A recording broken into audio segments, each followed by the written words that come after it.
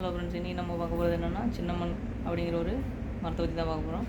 அதாவது வந்து கசகசா மரம், அதோட இலை எப்படி இருக்குது, அப்புறம் வந்து பார்த்துட்டிங்கன்னா அது பட்டை எப்படி இருக்குன்னு நம்மளோட வீடியோ வந்து தொடர்ந்து நீங்கள் பார்க்கணுன்னா நம்மளோட சேனலை சப்ஸ்கிரைப் பண்ணிடுங்க. அப்படியே பெல் பட்டனை ப்ரெஸ் பண்ணிடுங்க. வாங்க அந்த வீடியோ பார்க்கலாம்.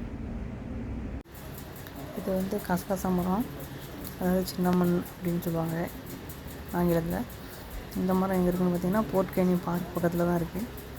அந்த போர்ட் கேனியன் பார்க்கில் நிறைய மூலிகை பொருள் இருக்குது, அதில் இதுவும் ஒன்று. இந்த இலையை பார்த்திங்களா, அந்த மரம் வந்து பார்த்துக்கிட்டிங்கன்னா சரியாக ஒரு 5 மீட்டருக்கிட்ட இருக்கும். 5 மீட்டருக்கு மேலே இருக்கும். ஆனால் இது வந்து சின்ன மரம்.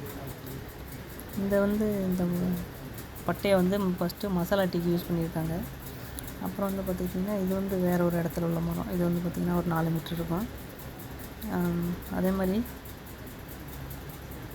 பார்த்திங்கன்னா தெரியுதா, அதே மாதிரி இந்த மரத்தோட வந்து நல்ல முத்தின மரம், பெரிய மரத்தில் பட்டை எடுத்து தான் பார்த்துக்கிட்டிங்கன்னா அதை யூஸ் பண்ணுவாங்க. அதை கறிக்காக இருக்கட்டும், மசாலாக்காக இருக்கட்டும், அப்படியே பார்த்துக்கிட்டிங்கன்னா டீ வைக்கிறது, இது மாதிரி இதுக்கெல்லாம்.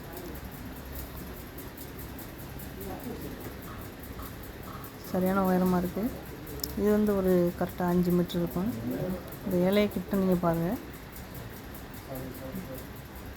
கொஞ்சம் க்ளோஸ்அப்பில் காமிக்கிறேன்.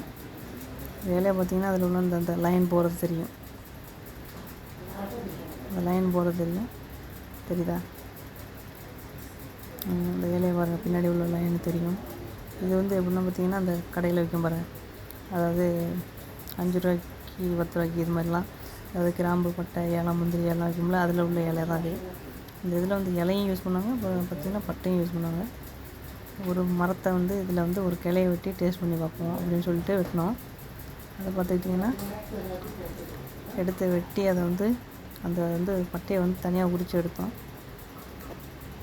அப்படியே உரித்து எடுத்துகிட்டு பார்த்திங்கன்னா கொஞ்சம் ஃப்ரீயாக வந்தது. பார்த்திங்கன்னா இது வந்து எப்படின்னா அடிமரத்தில் தான் எடுப்பாங்க. நம்ம வந்து ஒரு கொஞ்சம் கிளையில் எடுத்தோம், மரத்தை வெட்டக்கூடாது அப்படின்னு சொல்லிட்டு. அதை எடுத்து கொஞ்சம் லைட்டாக எடுத்து மூந்து பார்த்தோம், அந்த வாசனை அடிச்சுது. அந்த வாசம் மூந்து பார்த்தப்போ அதே சேம் வாசம்.